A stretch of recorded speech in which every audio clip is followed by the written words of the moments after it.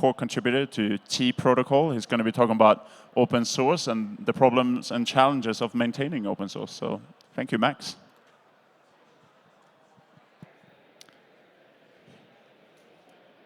Good afternoon, everybody. I'm Max Howell, originally the creator of Homebrew. Nowadays, I am a co-founder and core contributor to T protocol. Today, I'm going to be talking about the problem with maintaining open source and potentially the solution. But before I get there, I'm going to start with a bit of a story, my personal story. I never thought I would be a programmer, is the honest truth of it, despite the fact that that has been pretty much my entire career over the last 20 years.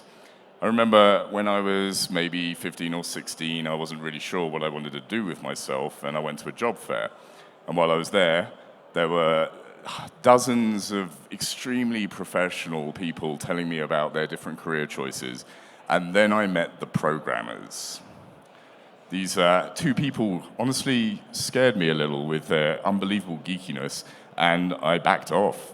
But I always remembered the childlike wonder they seemed to have for their work.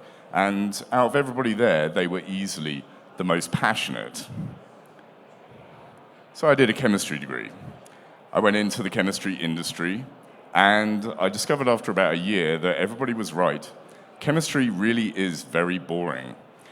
I fell into this depressed funk, and I went home and I installed Linux on my home computer.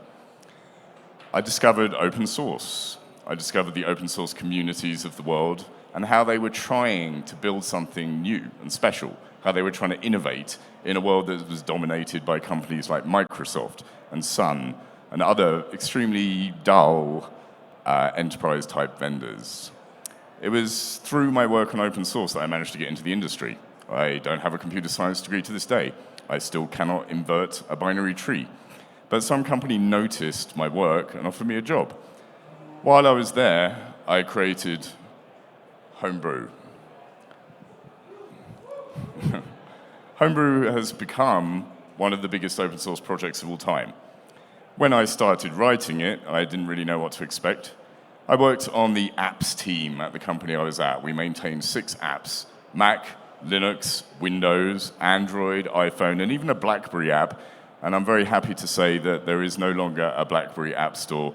That thing was the worst SDK I have ever worked with. But the unifying platform for all 6 of these platforms was Mac. So I and my team were using Mac, and we discovered that the package management solutions for Mac just weren't up to the standard we were used to from Linux. I love the Linux package managers, and I spent 5 or 6 years drifting between different distributions, trying out all the different package managers.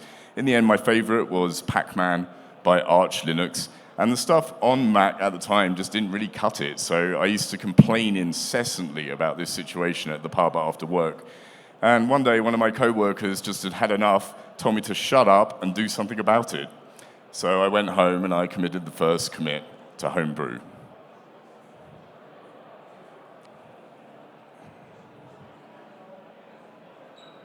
Well, there we go.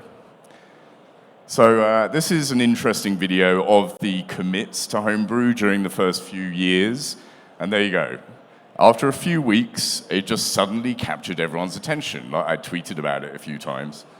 And then Hacker News got hold of it, and it just exploded into this enormous amount of viral contribution from hundreds and then thousands and then tens of thousands of different people around the world. It became a much more interesting job for me than my real job. So I started spending evenings and weekends pretty much dedicated full time. I was 26, so sometimes I'd stay up all night, and somehow that worked. I can't do that anymore, that's for sure. In the time, though, I decided I wanted to work on Homebrew full time. So I quit my job after saving up a bit of money, and I did that. And it was a glorious 6 months, living the dream, actually working on stuff that I loved. I loved Homebrew. I loved what I'd created. I loved that everybody else loved it. And I loved that it was the biggest project on GitHub. I have to say, it went to my head a bit for a few years. Nowadays, it's still this busy, is the truth of it.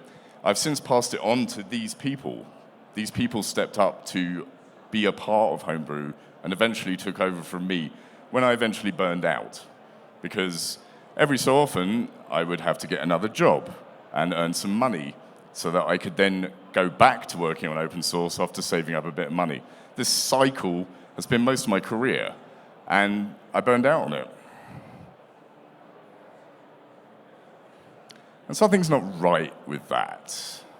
The truth is, over the last 15, 20 years or so, open source went from being something that was widely derided.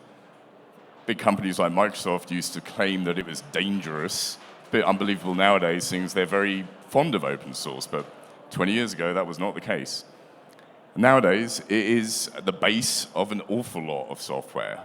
An awful lot of software. In fact, we estimate that 97% of commercial code has a massive amount of open source underpinning it. The Web 2 industry was bootstrapped by open source, built by people like myself. They've made fortunes off the top of the work of a few. Now, the truth is, I never expected anything when I made Homebrew. I wasn't doing it because I wanted money. I was doing it because I loved what I was doing. But there's a disconnect there. A disconnect between there's a disconnect between the people like myself who are working on this stuff in the evenings and weekends and not making anything from it, and the companies that have made billions. This has led to a fragile internet. This is a famous comic by XKCD that my designer has made a bit more sexy. You might have seen it before. It's called Dependency. It implies that all modern digital infrastructure is a series of bricks that are stacked on top of each other. And this is how open source has always worked. People solve pressing problems for the time, and then these pieces get stacked into the tower, and then everyone builds on top of that once they've decided it is the correct solution. We're all building on the top of the shoulders of giants. However, because it isn't exactly funded, there's always these flaky pieces, and in the comic it points to this pillar down near the bottom, where it implies there's a project that's been thanklessly maintained by some person from Nebraska since 2003. And this is real. And not only is it real for Web 2, it's possibly even more real for Web 3. If you think about it, you could look at this comic differently, where this little yellow pillar down the bottom there is all of Web 2 open source software, and Web 3 is built on top of that. This isn't a unique problem to myself. I love this quote from the Core.js maintainer. Core.js is used in 80% of the top 100 websites in the world. In fact, it's really quite difficult to make a Node.js application without using Core.js. It's downloaded almost 6 billion times a year. The quote is, "I'm effing tired. Free open source software is fundamentally broken. Companies that save and earn many millions of dollars on Core.js usage just ignore funding requests. I have a lot of good job offers, but if I accept one, Core.js will become just useless and die." And what happens to the internet when these pieces disappear? Well, this happened 2 years ago. A very popular piece of open source that nobody had ever heard of because it was so deep in the stack, a true Nebraska-style project called Log4j. Suddenly, a zero-day exploit was found that made it possible to root hundreds and thousands of enterprise applications on the net. It was possible to root a Minecraft server by typing something in the chat box. So the internet panicked, and all these enterprise vendors who don't really understand how open source works were emailing the maintainers of this project, demanding that it get fixed because they assumed they were paying for it, right?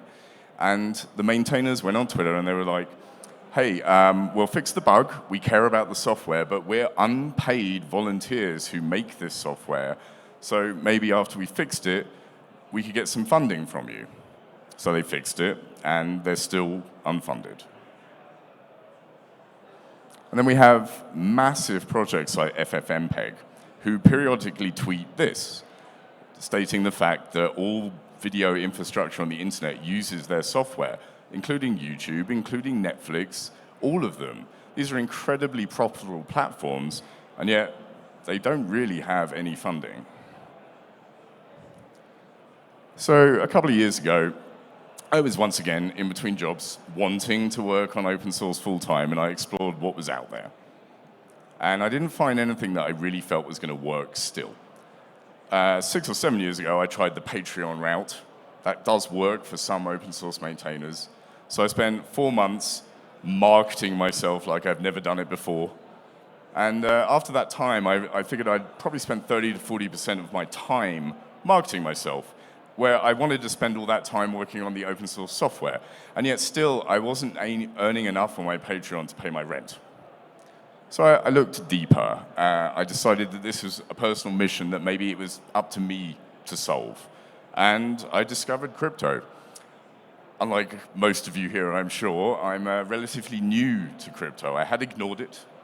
And I decided I needed to explore new technologies. So I went down the rabbit hole. I looked into what crypto and smart contracts could do. I discovered the new branding of Web3, which I thought was pretty genius, honestly, because it's a whole nother web, right? There's got to be some really great stuff in there.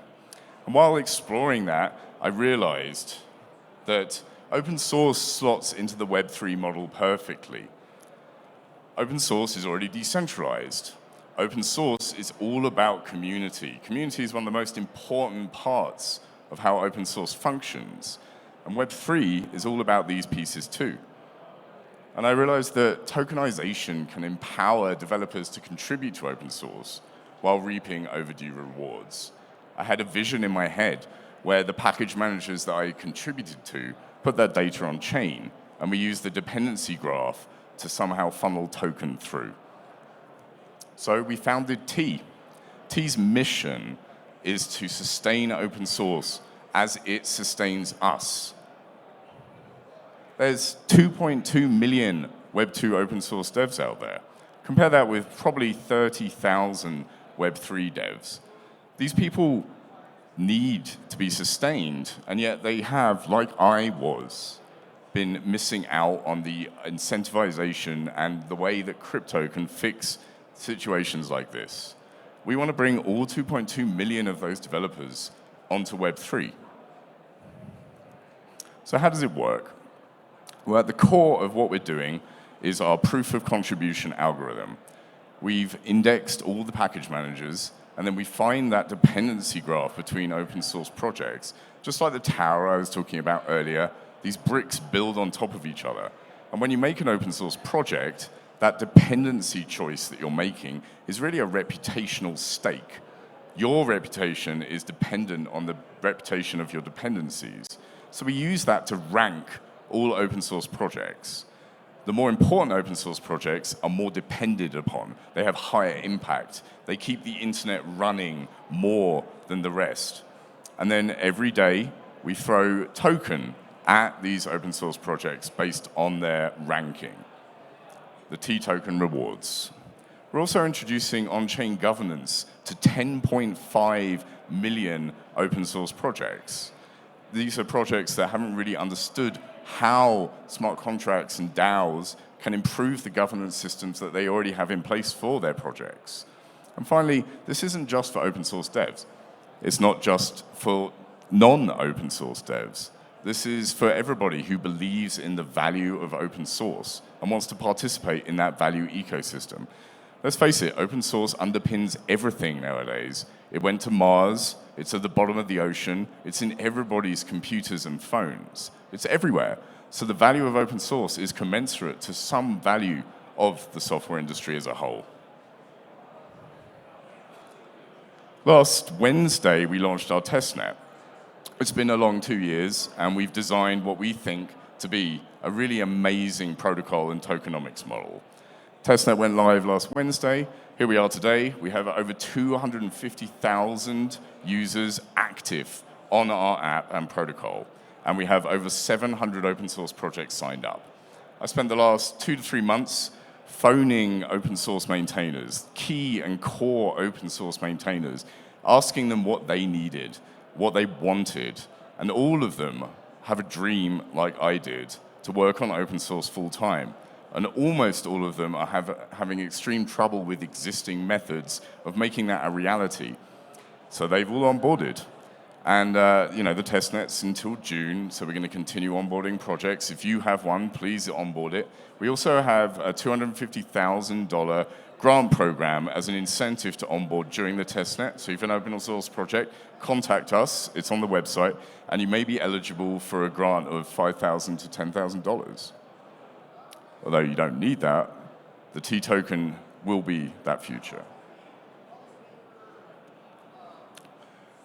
We understood when we embarked on this project that we were dealing with a lot of people who are unfamiliar with Web3 technologies. These are Web2 open source developers, or Web2 developers. They don't understand wallets, they don't understand MetaMask, and they don't really want to. They're familiar with Web2 platforms. So from the start, we were determined to design something that felt like a Web2 platform. And I gotta say, we really succeeded. It's 4 or 5 clicks to onboard your open source project. It's 1 or 2 clicks to participate in our app. We use account abstraction, paymasters, and other modern technologies. We really are a poster child for what can be done in the Web3 space nowadays. So that's T. We're trying to fix the Nebraska problem, but we are trying to do it without changing the nature of open source software. Open source is beautiful, it really is. It's an astonishing thing.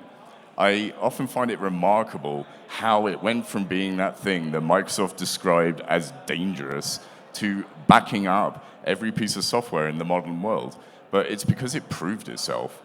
So it's great. We don't want to change how it works. We do want to change that one problem, the sustainability of the ecosystem. We don't want any of it to collapse. We want the people who make open source to be able to work on it full time, because they made an amazing impact by being able to do it just on the evenings and weekends. Just imagine what's possible if all these people can do it full time. So thank you very much for listening to me on this presentation. You can sign this, take a picture of this QR code to sign up and onboard to our testnet, or check out more documentation about us. We have a booth here, number 410. So if you have any questions about our tokenomics model, or how T works, or how to onboard, please come by. We'd be delighted to meet you and chat about our project. Thanks very much.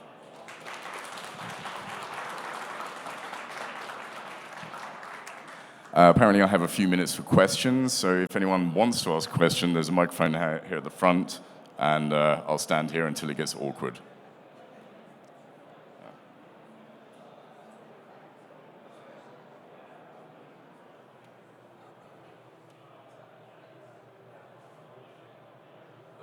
Microphone's not working, I'm afraid.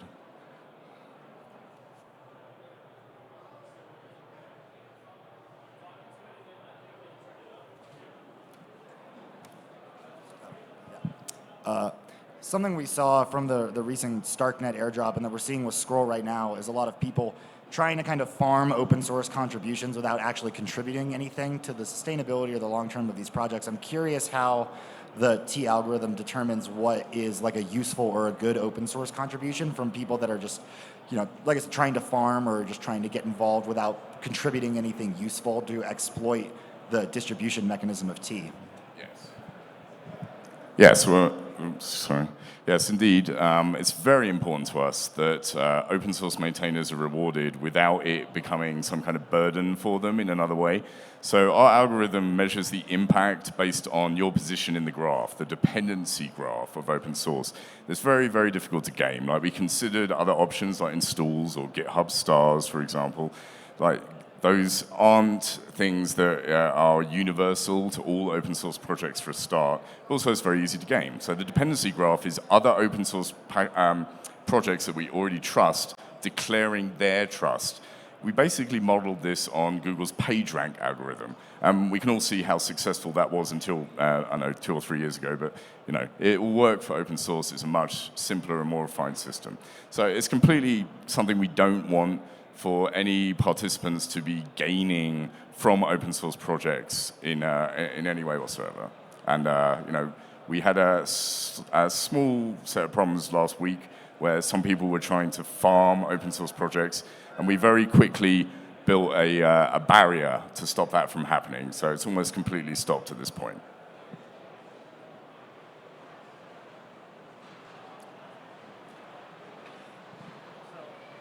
I wanted to expand on the topic raised by the previous person who asked the question. So what about open source projects themselves that are kind of like spammy? So for example, there's the infamous NPM spanner, John Schlinkert, with those Izod, even repositories that, basically a lot of people install those dependencies because, they're not that important. But as a result, their dependency graphs looks kind of neat. They look like a very important open source project, even though the content of those repositories is, not significant. It's not like those projects that you talked about. How do you prevent those projects occupying a disproportionate share of the revenue? Yeah, great question. Right from the beginning, we knew that we needed to make it so that real open source was rewarded and not fake open source. And some people consider smaller packages like LeftPad, which is a very famous package for reasons that we would like to one day solve. But aside from the point, the LeftPad's like one line of code, right? It shouldn't receive significant rewards for that. Now, on one hand, you could argue that it is significant because it has 100,000 dependents. So there must be some people that consider it useful, so it needs some rewards. But we designed the algorithm so I'm glad to say that LeftPad has a relatively low T rank. So it does get some rewards, but I'm not sure that's wrong. But we're going to figure this out as we go. We're a project where we want open source maintainers to have heavy influence on how it's designed going forwards. We've done the initial designs, and now we're handing it over to you.